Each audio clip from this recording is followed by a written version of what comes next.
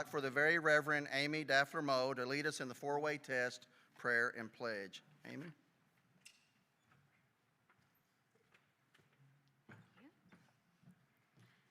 Please join me in stating the four-way test. Of the things we think, say, or do, is it the truth? Is it fair to all concerned? Will it build goodwill and better friendships? Will it be beneficial to all concerned? Please bow with me in prayer. Be present, Lord God, with your people where we work, travel, and rest. May those who lead the industries and commerce of this land be guided by your will. May we all take pride in what we do and receive a just return for our labor. Keep us mindful of the needs of others and bless this time we share with one another, that we may be strengthened and encouraged in our lives. Lord, hear our prayers. Amen. And finally, for the Pledge of Allegiance. I pledge allegiance to the flag of the United States of America and to the republic for which it stands, one nation, under God, indivisible, with liberty and justice for all. Thank you, Amy. Thanks to our greeters, Josh Wilson, Kim Kirkman, Aaron Finzer, and Pam Hathaway. Thanks also to Greg McCarroll for his ongoing support. Next, I'd like for Ross Alyoung to introduce our guests and Molly McNulty to introduce our newest member to Club 99. Ross?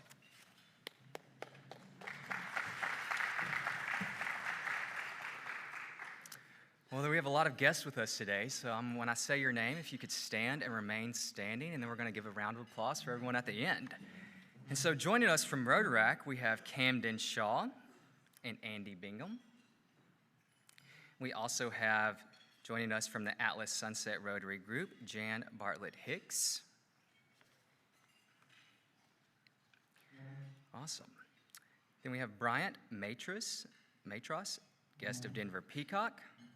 Mark and Jay Heflin, guest of Denver Peacock. Trevor Holbert, guest of Kenny Gibbs. Hatam Samani, guest of Kenny Gibbs. Craig and Kim Ward, guest of Mike Marquez. Derek Slagle, guest of Michael Bynum.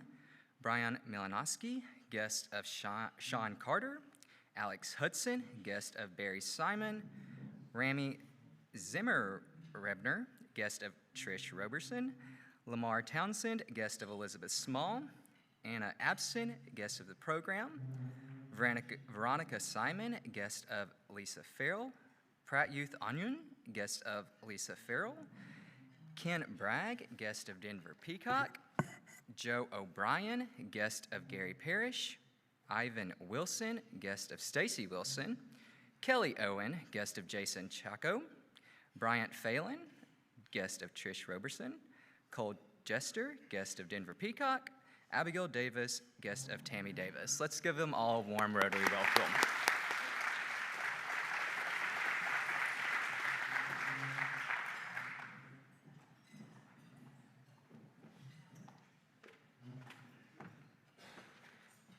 Good afternoon. Born in Little Rock, Marion Kahn is a fourth-generation Arkansan and third-generation Club 99er, with her dad and granddad, Alfred Jr. and Alfred Sr., having been presidents of this club. Marion is a graduate of Hall High School and the University of Pennsylvania. She was in the first group of women admitted to this club back in the 1980s. After receiving her Ivy League education at Penn, Marion interned for Jack Anderson during the Watergate hearings, worked as a researcher for National Geographic, wrote for and edited the Land Development Law Reporter, reviewed Broadway shows on tryouts in Washington, D.C., wrote a column interviewing stage stars, modeled for Ford and Wilhelmina in Paris. A point of personal privilege is a jewelry designer, and she made this pearl necklace that my dad gave my mother the day I was born and that I wore on my wedding day 31 and a half years later. So, thank you.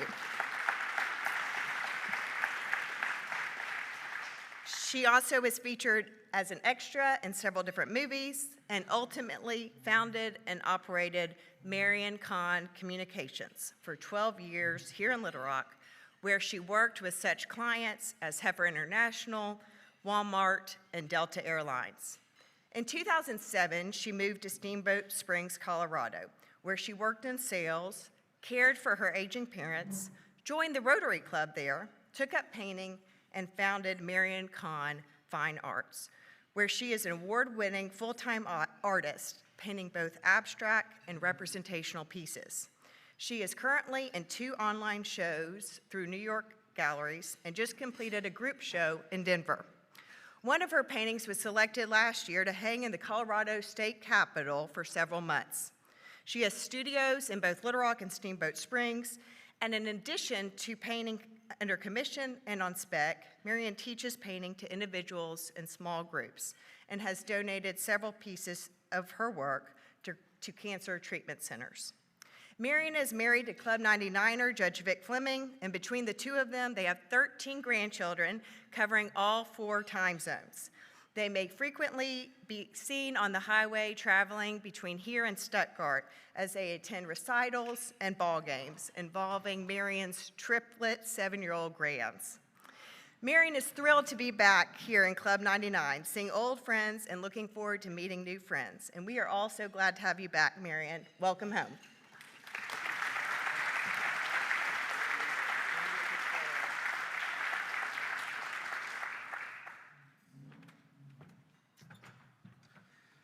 Thank you, Ross and Molly. Congrats, Marion. Welcome back to Club 99. So good to have you back.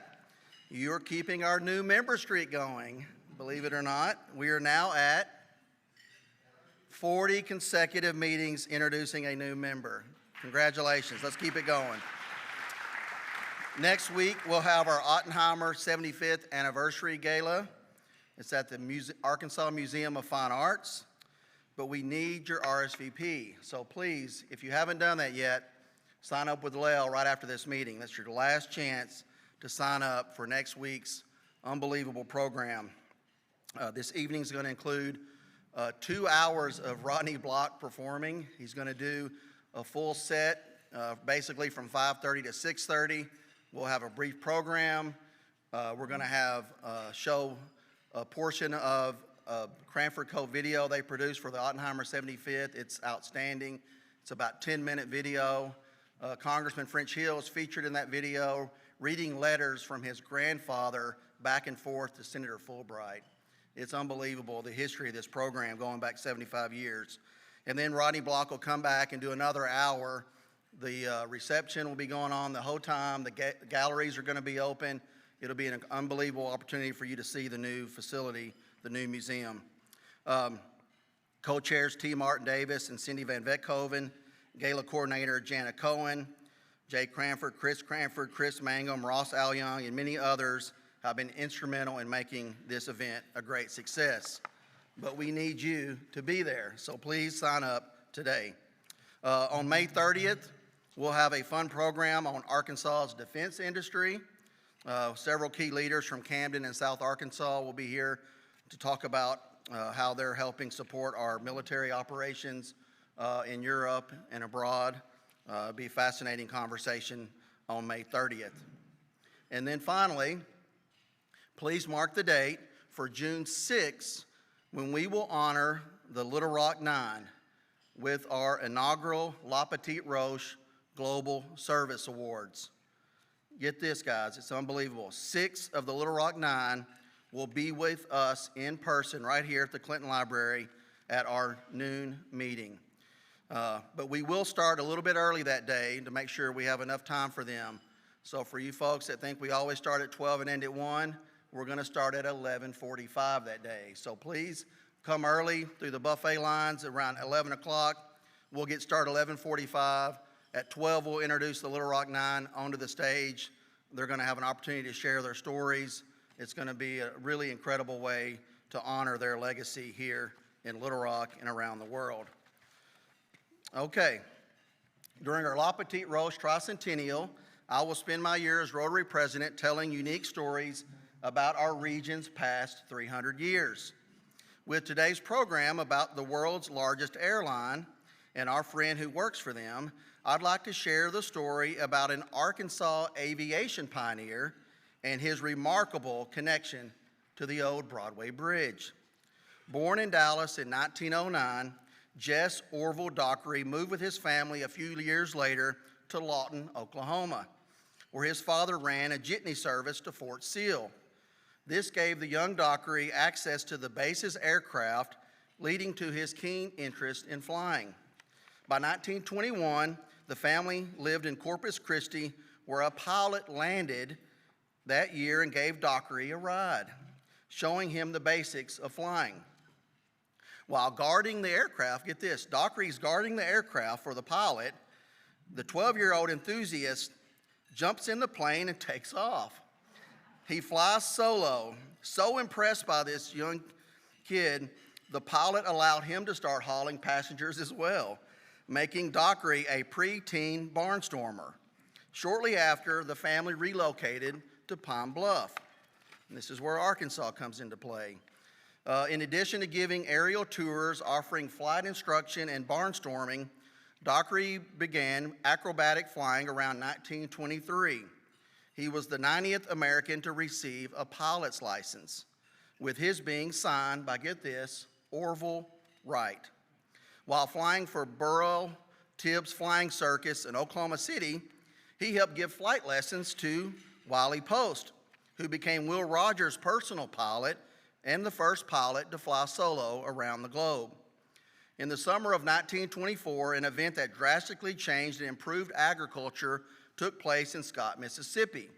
Dockery and his Pine Bluff associate, Alan Scott, with Dockery flying the plane, performed a crop dusting operation for Delta and Pine Land Company, the region's largest cotton growing enterprise. This was considered the beginning of commercial aerial application. In the 1930s, Dockery set up an agricultural flying service in Stuttgart and Clarksdale, which he operated for over 30 years. He designed his own custom chemical hoppers, and in 1938, he was the first person in the Mississippi Valley to seed rice from an aircraft, perfecting the operation on several hundred acres of the Walworth Farm near Stuttgart. In the midst of and even prior to all his crop dusting successes, Dockery continued his love of flying for sport. He once attended the international balloon races in St. Louis, where he met and formed a friendship with Charles Lindbergh. At the young age of 17, he flew the mail with Lindbergh between St. Louis and Chicago, early forerunners of the airline industry. Once billed as the nation's best stunt pilot, he sat down in the Arkansas River at night and by luck touched down on a sandbar. Twice he crashed while crop dusting, and in one of those crashes he found himself hanging in the air outside his plummeting plane. He, quote, flew literally in the dawn patrol of aviation, according to the Arkansas Democrat-Gazette. Having no charts and radios, he followed rivers and railroad tracks. He night landed in fields marked by 2 smudge pots, judging his speed by the whistle of wind in the wires. He was quoted as saying once that, "There's no doubt in my mind, absolutely none. The most dangerous time in a pilot's life is when he gets into his car to drive to the airport." He had a distinguished career during World War II as well, where he served briefly in the Army, teaching pilots how to fly fully loaded bombers because of his experience with heavily laden crop dusting planes. The Army discharged him because, get this, his crop dusting business was considered more vital to the war effort. Dockery flew passengers for 7 decades without accident or injury to any of them, only suffering 1 minor personal injury in all his years flying.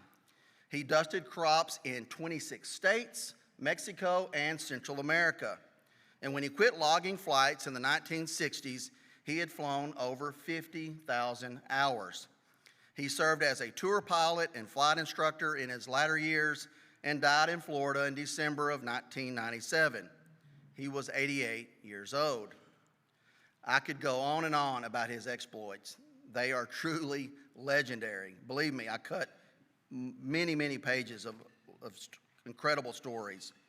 but it was in 1948 when he planned to land a Cessna 170 airplane on the old Broadway Bridge that got my attention.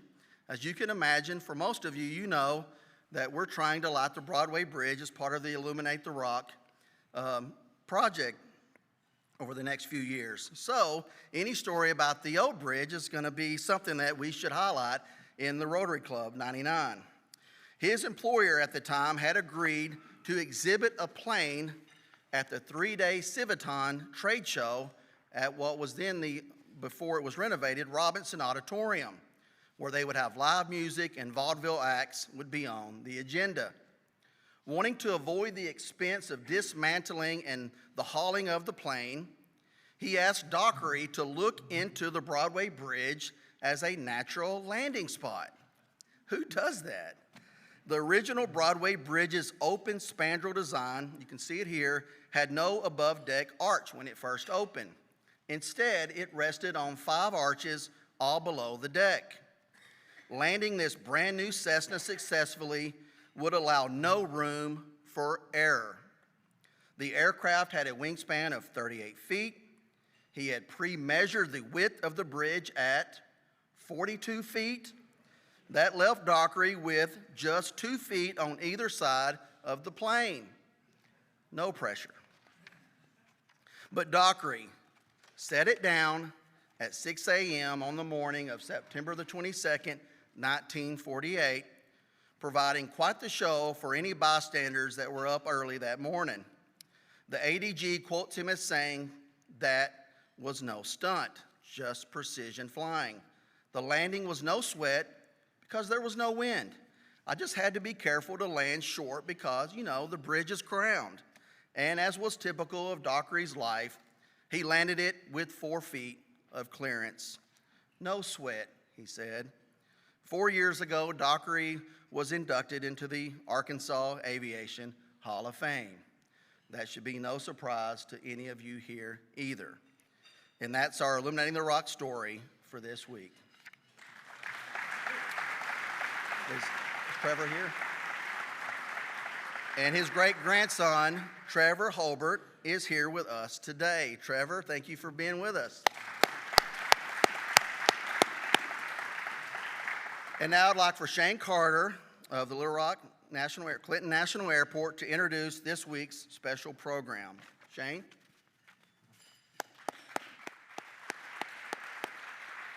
Thank you.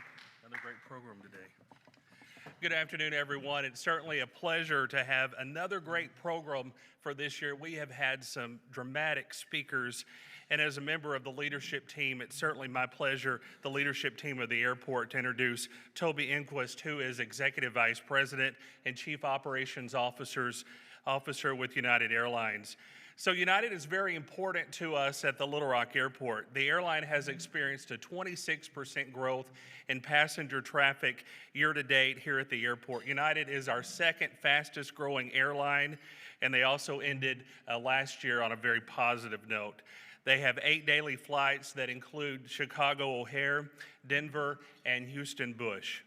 Toby is the Global Chief Operations Officer for United. He's responsible for corporate safety, airport operations, flight operations, in-flight operations, the Network Operations Center, as well as operations performance, corporate real estate, and customer solutions. He was born and raised in Sweden and moved to the U.S. to attend Ouachita Baptist on a tennis scholarship where he earned a bachelor's degree in business administration and received his Master's of Business Administration from Southern Methodist University. Toby has made plenty of lifelong connections during his time at Arkansas, and we've seen many of them here today, including his good friend, Mark Marquez, who will be leading a great conversation with Toby. So please welcome Toby and Mike to us to the podium today. Thank you so much.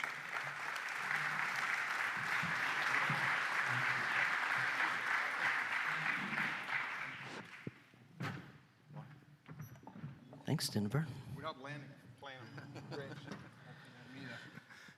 All right, Toby, this is going to be fun. We got to spend some time together yesterday, catch up, old times. It's great. So, group, let me tell you a little bit about Toby. He's going to introduce himself in a second, but you've got the Global Chief Operating Officer of what is, I think, now officially the world's largest airline. Is that right? Yes, sir. Okay. We're going to do some interview, but we're going to save time for Q&A. If you've got any question about the current state of commercial air travel, its future, anything in between, what happens to luggage when it's lost, what really happens to the luggage when it's lost, we may get to that, we may not. He's your guy, so be thinking of what questions you have. Toby, a little bit about the group that is in front of you. This is Rotary Club 99, one of the larger Rotary clubs in the country. I would tell you probably represents the best collection of civic and corporate leadership our state has to offer. It's a group that is heavily connected through relationships in a state that from corner to corner is hardwired, I think we'd all agree, by relationships.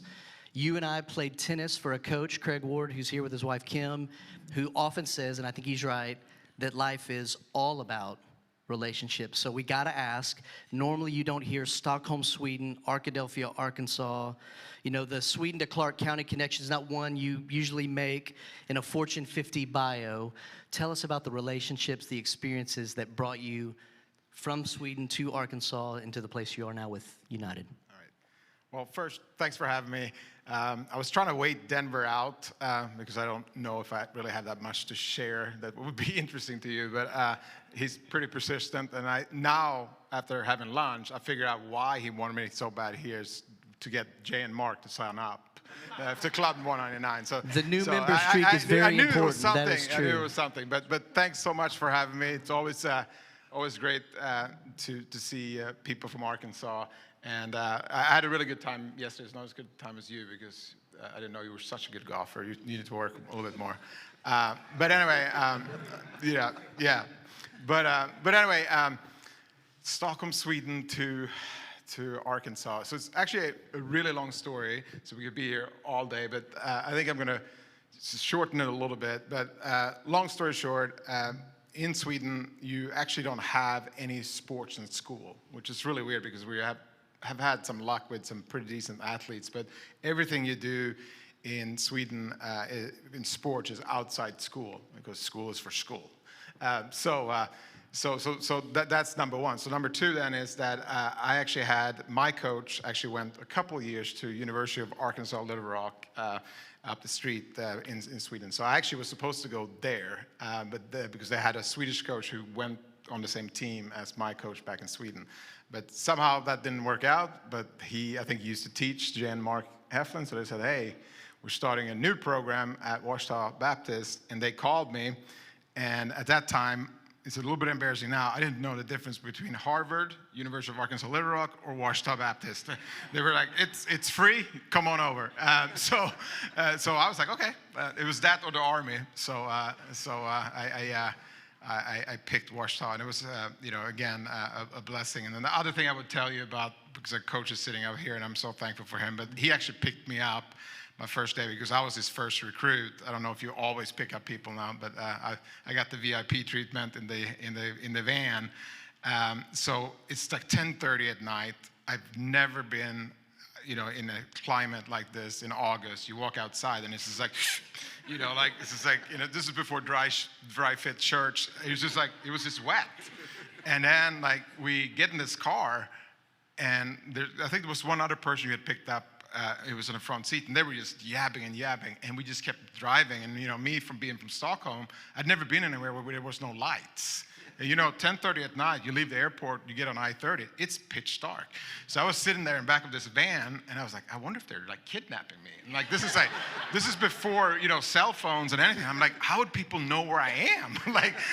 So I just sat there and hoped, and the coach and his wife was so nice, and we stayed the first night actually in their house, and we went up the next day and saw the campus and checked in. But I still remember that. Sadly, that's 35 years ago. But it was a really good start, and that's how I ended up there. And actually, I thought we kind of started a really neat,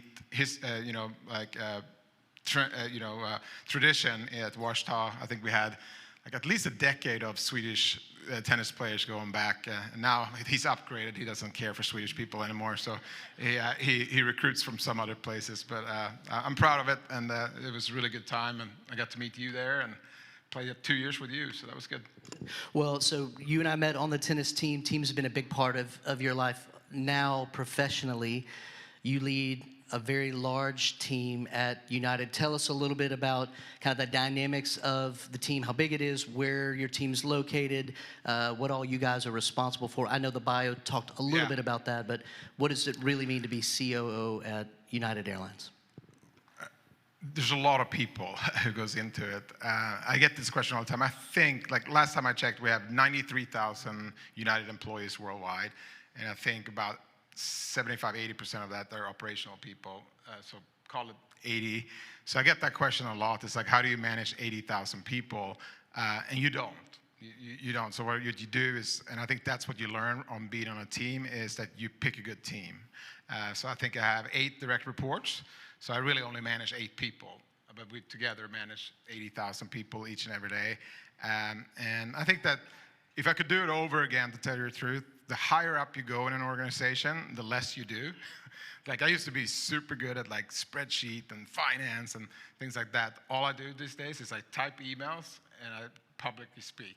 And like neither one I took any lessons in, and I still type like this with these 4 fingers. And obviously, as you guys are gonna see, I'm not a good public speaker. So if you have kids, tell them to take typing and public speaking if they wanna lead large organizations. That's what I would do. So day to day, we talked a little bit about this last night. You know, most of us have careers in which the sun goes down, things slow down, and we get at least some time off at night. For you, being a global airline, global employees, something's always happening at United. What does it mean to be over operations when operations never stop? Yeah, I think that's honestly the toughest part of my job. I really love it. I think that you, and hopefully you guys can relate to it, who run an airport. It's like you get a little bit addicted to it, and because it's a horrible business. Like good years you make a little money, and most years you lose your shirt. So you know, it's that old joke: how do you make $1 million in an airline industry? You start with $1 billion. But anyway, so I think that the hardest part with you know, a global airline, we have about 4,500 flights a day. We serve 5 continents, 300 different destinations, 125 of those are international. So because of the time change, it never stops. So that's what's a little bit of, we say that all the time. It's almost like, again, I don't want to compare us to Navy SEALs at all, but it's a little bit like the only easy day was yesterday, and that's the same thing a little bit in operations for an airline. The only thing that matters is today. Like whatever happens yesterday happened, and now you got to, if it was a good day, you got to do it again, and if it was a bad day, you got to do better. So that's a little bit hard mentally because it's just such a grind, 365, you know, 24/7 every day. And then the other thing is, if your kids want to go into aviation, know that there's no holidays. When bankers and other people go home for the holidays and Wall Street shuts down and stuff, that's when the peak travel goes, right? Because people want to travel for Christmas, people want to travel in July. So that's kind of our Super Bowl. So that makes it a little bit hard sometimes. You got to be pretty committed to know that, you know, like any holiday, any weekend can turn into a pretty serious work day. Sure, and I imagine the early days of COVID were kind of a serious disruption to life as usual for you as an executive. I know many in this room have had to figure out in leadership roles how to navigate what was an unknown environment and a set of unknown unknowns. How did you guys as an organization, as a company, going into that, you know, what was your management technique? What did you guys see as an opportunity, as a threat? How did y'all handle kind of the COVID pandemic as an airline? Yeah, it was pretty impactful, and a couple of things. I have a couple of stories here, but like we used to have a saying, which is really bad now because of COVID. We used to say, like, you know, if the world gets sneezes, you know, the airlines get a cold, which, you know, like we kind of got to live here. And then any kind of scenario planning we've ever had of, like, you know, how much cash to keep or how much security you wanted was all based on 9/11. And 9/11 obviously was an unbelievable tragedy, and obviously a lot of people lost their life. But in hindsight, the whole airline industry was shut down for 4 days. That was it. That was 9/11. And as soon as that's kind of happened, you know, everything kind of popped back. America came back. And so, but every single model we have, that was the worst case scenario, you cannot put it in. And you didn't put in, like, oh, we're going to be in a pandemic worldwide for 2 years. So that was really hard. Again, going back to kind of our size, So on a normal day, we carry about 450,000 customers worldwide. And we had a Tuesday in April of 2021, and we carried 9,800 paying customers. So it's like, it's pretty hard to do. We were losing a little bit, even though we saw it pretty early. We were losing about $150 million a day because of all the airplanes and all that stuff. It's, if you don't land them on the bridge or take off, you don't make any money, but you still have to pay for them. So that was really hard. I think I'm really proud of our team. I've been with United for 27 years, and what we did was a little bit different.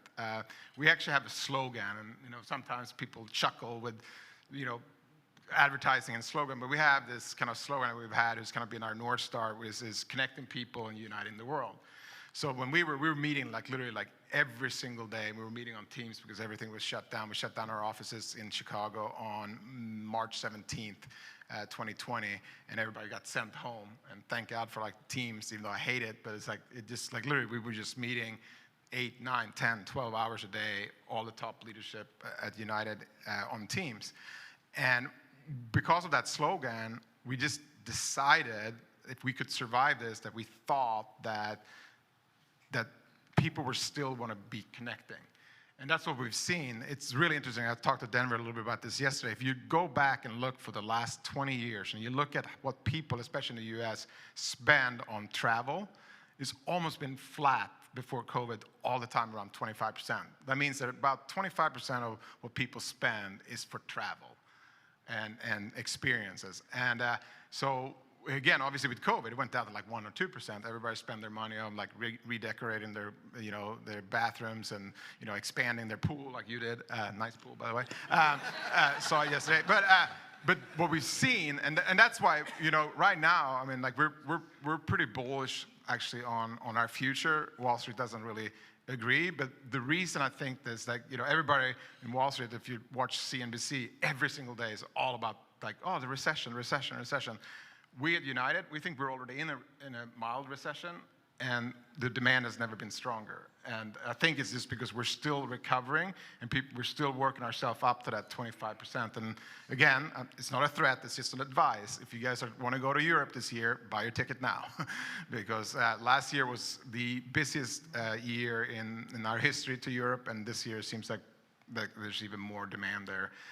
And I think that the last story I will tell about this connection that I think people still want to do and see other countries and see other cultures and travel is that it was a survey I read, and I'm old now, but 25 years ago, the number one thing a 16-year-old wanted was a driver's license, because it gave them the freedom to get out and not have to be asking mom and dad for a ride.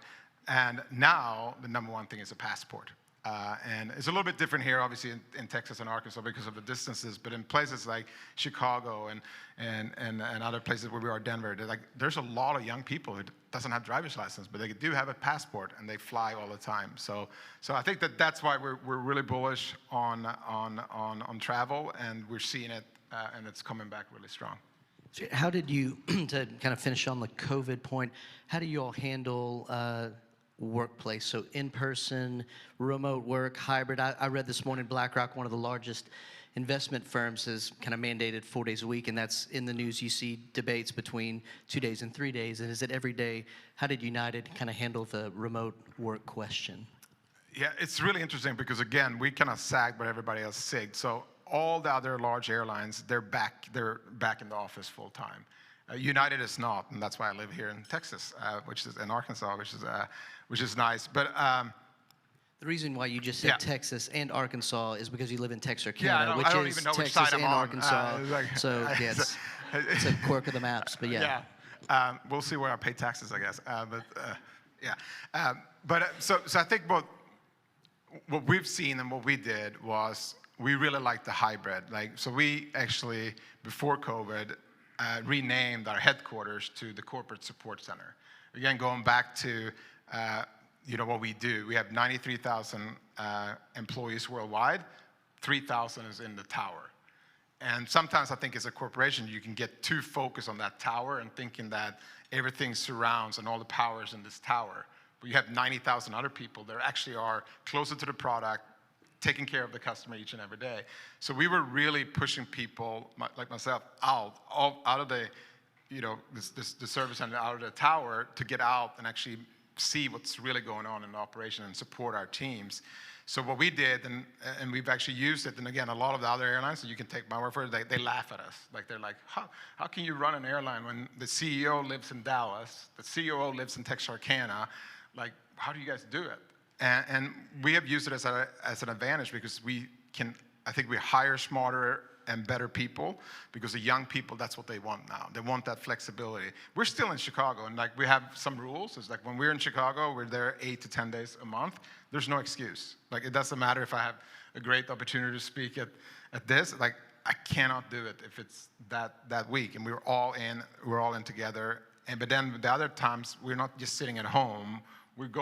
I'm in Denver all the time, where we have our big training center for the pilots. I go to Houston, where we have the big training center for the flight attendants all the time. I go to the big international things where we have, like, the Heathrow, the Frankfurts, and you meet the team, you talk to the team, and you support the team. So that's our thing. I know that is a big debate, but we're seeing it. I think that we're never going back. I mean, I don't know of any company that that is really back to exactly like they were before. Like, like kind of like the 8 to 6 every single day in the office. Even when they say it's all in the office, it's like, well, Fridays is a little bit different, and Mondays is a little bit different, and So we'll see. That one I'm not as sure about. That's the connection piece, but we'll see. And we're kind of invested in it, and so far it's worked pretty well for us. Let me ask you about some current events, kind of fire through these real quick. So last week, the Biden administration announced consumer protections for delayed flights, kind of enhanced recompense for kind of those kind of delays. How is United kind of seeing that? I know it's not in place yet. How are you guys seeing that as affecting what you do? That's a pretty controversial question, Mike. All right. Well, obviously, take it for what it's worth. From my perspective, I don't really love it. And here's a couple of reasons. It's like, obviously, before I had this role, I was the chief customer officer. So obviously, customer needs to, we used to have the saying, the customer is always right. What makes airline a little bit hard, again, is with our margins, is that, sometimes things like this week is a good example. In Houston, 5 days in a row, we've had about 10 ground stops because we literally have had thunderstorms just sitting on top of the airport. No airplanes can take off. No airplanes can, land. Whose fault is that? And what do we do? And that's what I'm saying. It's like, if we fly in Houston on a normal day, we fly 50,000 people. There's about maybe 1,500 hotel rooms around the airport. So, like, if they make this rule, like, how do we decide of the 50,000 people who come in there, who gets the 1,500 hotel rooms? And even if we pay for them, like, I think what you will see is that you will see maybe people starting to make the wrong decisions and try to not be safe, because the reason you don't fly through a thunderstorm is because we're not as good as your grandpa to fly through it. But so that's what I worry a little bit about. And again, it's going to sound really self-serving, but I feel like the government should be there to support and put some parameters around it to protect the customer, but it shouldn't really get involved too much in the private business, because what they really could do to help the customer would be to hire up. There's 3,000 short of controllers. So we have, all this growth in the last 30 years of all the air travel has just exploded. You got 150 rocket launches just this year. You got more military exercises. So it's just like an enormous, amount of demand on the airspace. And instead, what the government has done is like they cut the budget for 30 years. And this is both sides. So this is not a political. This has been cut on the Democratic side when they were in business, and the Republican. But it's just like, we literally have most of the systems that the FAA have and uses hasn't been updated for 30 years. And that's why you've seen some of the outages we've had. So if they really want to help the customer, I would, again, this is my opinion, I think that we should try to invest in the systems to be able to increase the capacity in the air, so we can do a better job to serve the customer. I think that will be a better focus than focus on rules of what happened when things go wrong. But if it happens, we do a pretty good job. When we consider it our fault, we do take care of the customer. But we do not, today we can't do it if it's, like I said, a huge weather event or things like that is kind of out of our control. Well, let's stay on that capacity question. So I know one thing I've read about and I've heard you talk about is the pilot shortage. So talk a little bit about kind of how that's changed over the last handful of years with pilots retiring and the need for new pilots kind of in the system. Yeah, it's a little bit of an interesting dilemma because I think it's been misrepresented in the news too. But the bottom line is, over COVID, there was a lot of pilots that took an early retirement.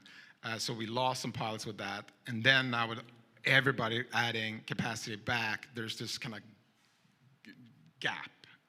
And it takes a long time to become an aviation pilot. You got to have 750 hours and all this. So it takes like 2-3 years to really create a pilot. So if you look at the history of pilots in the United States, it's about been pretty fat. It's between 6,500 to 7,000 pilots, new pilots that get created each and every year. So if everybody meets their growth plans that they're set, and new airplanes coming, and they grow like they said they were going to be, we're going to need about 14,000 to 15,000 pilots a year for the next 5 years. So that's the crux. So what's happened with that is like it's this draw of the lower. It was almost like a pyramid. So most pilots would want to work for one of the big threes because you get more pay. Because like when you fly wide bodies, when you fly over across the ocean, you make more money than you fly from here to Chicago on a regional jet. So what's happening is like all this, when this pilots that retired, and this gap has been backfilled by these younger, and so it's been great for them to move up. But then we have this shortage of pilots in the bottom of the pyramid, which is mainly the regional jets that serve small communities, and then the low-cost carriers. So that's what's happened, and it's something that I think we're going to face for a little while. Again, there's different opinions about how fast the production can get up higher. But last year, I think there was 6,500 new pilots in the United States, and this year I think it's on track for about the same. So it's not moving in the right direction yet. So it's really impactful. Luckily for Little Rock, which I'm really proud of, because we've actually been forced to shut down 39 destinations since COVID, and it's mainly been small communities with service, including Texarkana, which hurt.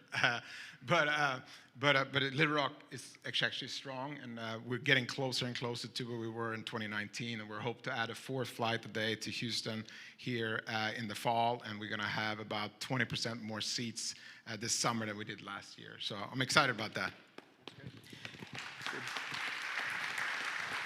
So, we're seeing the electrification of America and the world really all over between talk of semis, and we certainly see it with automobiles. How has that move and the demand for fuel and all the complicated issues that are connected there, how's that affecting you guys at United? Well, it affects us a lot. So to get, again, numbers to you, and it's hard to get around your head, but we burn about 4.5 billion gallons of fuel a year, which is about $12 billion. It depends a little bit what fuel is. Right now it's at 70. But so anyway, you can do that math. It's about 12 billion. So obviously we're pretty interested in reduce that cost. It's like our second largest cost after people. On top of that, it's very volatile and not the nicest people in the world who control that oil, right?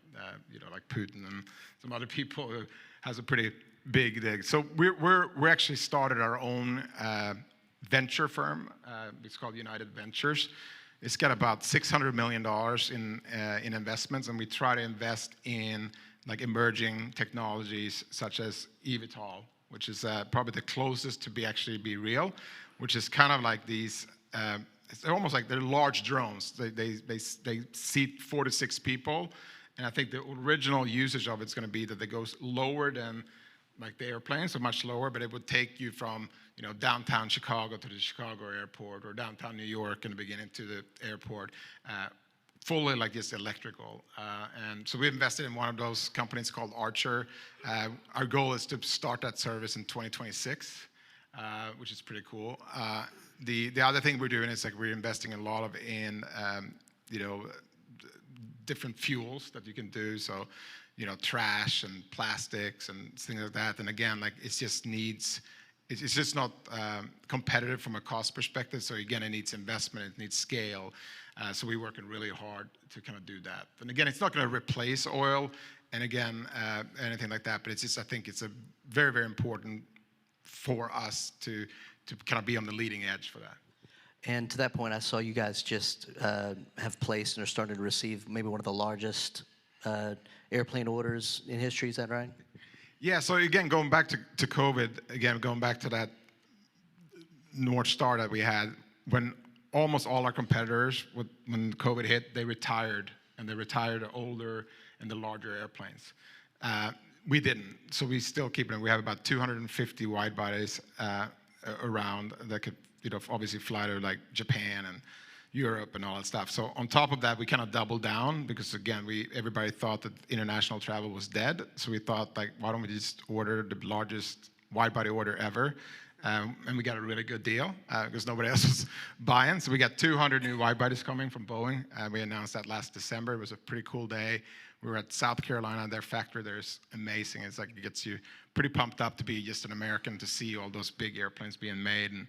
And this was a really good day for us. So I think we're set up. I mean, again, like our goal, you said it, like we used to be before COVID, we were the third largest airline in the world. We moved up to second, and then last month we became the largest.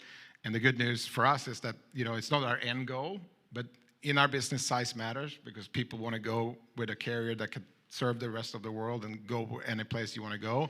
And the good news for us is like every fourth airplanes that is made by Airbus or Boeing in the next 10 years is going to United. So we're pretty pumped about that. So as long as we execute and don't mess up, nobody should be able to touch us until I retire. So that's good. This would be a good time for Q&A. So questions from the group for Toby about anything he's talked about or anything he hasn't. I will say this as a caveat.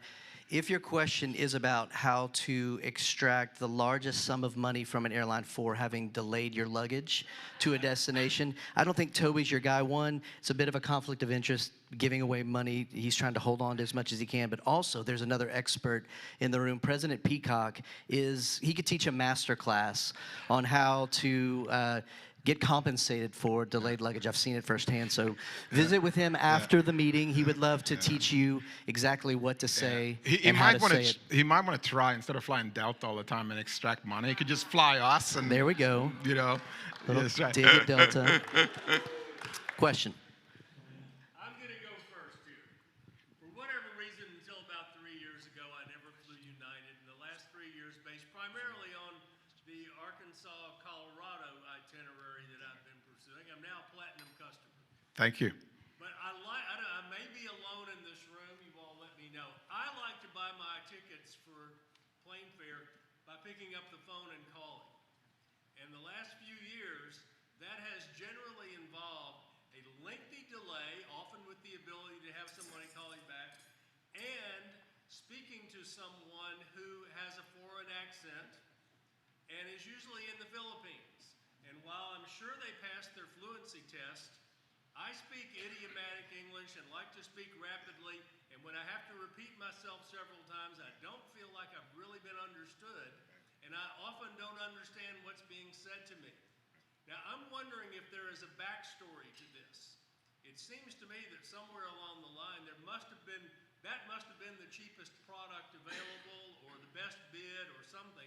But can you comment on the proliferation of foreign-tongued people doing the customer service work for Americans who are just trying to follow their normal habits for buying tickets and then getting replacement tickets and a new itinerary when things do go bad?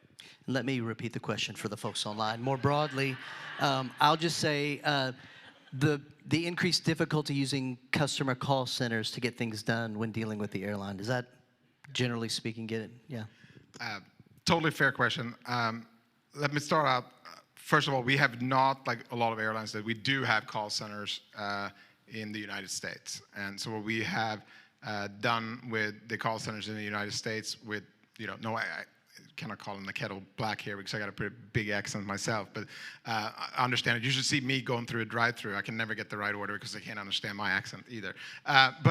So this is a reverse take on that one. So we do have that. So it's really weird because if you're platinum, all the platinum calls, all the elite calls goes to the United States. I'm not sure you're calling the right number, so I should get you the right number first of all. But the second thing, what's really driving this, in addition to cost, is actually the apps. Like the calls are actually, like to your point, like before people used to call to buy a ticket. That's down to about 5% of all the calls we get now. Like, because when people call, it's actually about customer services, like when something goes wrong.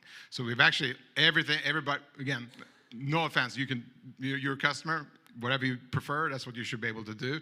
But I would tell you, 95% of our customers use the app, and they don't want to talk to anybody, and that's where you get the lowest price, and it's the lowest price for us too, so we pass that along. So that's I think the fundamental change. It's always, I think that call centers in the Philippines and India kind of goes back probably 30 years, so it's not something new. We've always had a portion of our operations there. Again, like with everything else, I think that it used to be better because people used to, literally stay at the United call center or Delta call center or whatever in the Philippines for 10, 15 years, and that was their career. But now, for some reason, it's the same thing we see a lot in the US. The careers are faster, and it's like a constant turnover. So I think it's actually more than the language barrier. I think it's more of a training and efficiency and knowing all this stuff, because there's constantly new people doing it. So again, that operations is actually on the commercial side. I'm not ducking it, but I know a lot about it. But it's not on my responsibility. I know that they're working on it. And again, I should check what number you're calling, because we do have customer service, especially for our elite customers in the United States, for that exact reason you mentioned. But the bottom line is like, again, 95% of all people that buy tickets are buying it online or on the app. Question in the back.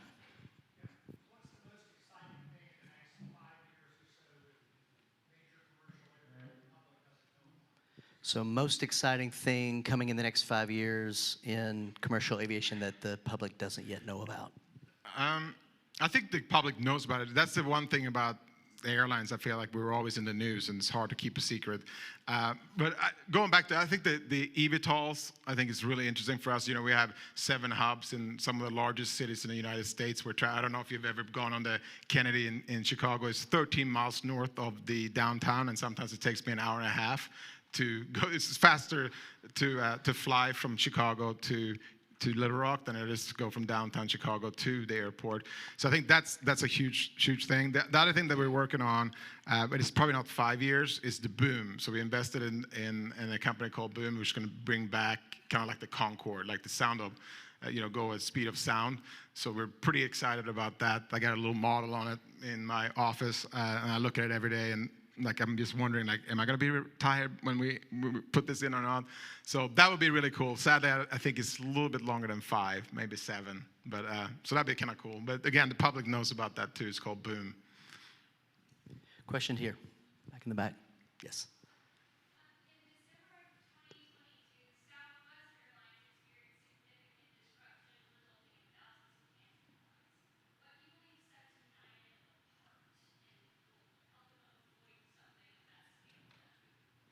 Yeah, question was, Southwest Airlines had a significant disruption, I think, of their operating systems that grounded flights. What sets you guys apart in how you're handling kind of the increasingly computer-dependent portion of your operations?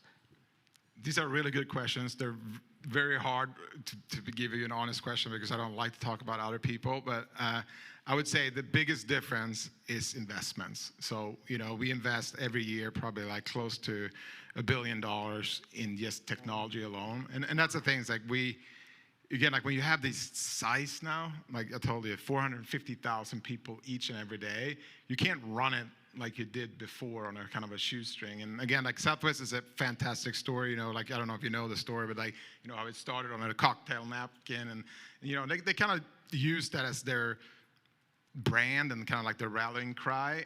And the problem is, like, Southwest now is the largest airline domestically, because they don't fly much internationally. And I think that they need to kind of figure out, like, hey, we're kind of part of the big boys now, and we need to invest in our system, and that's what their employees will do. And I think that that's what they're going to do. And it was, again, like an unbelievable storm that they got that involved with, but they literally got like they literally had to shut it down. They got overwhelmed with, and their system just shut down because they didn't invest enough in their system. So it's my take of it, but obviously I wasn't there. But. Question.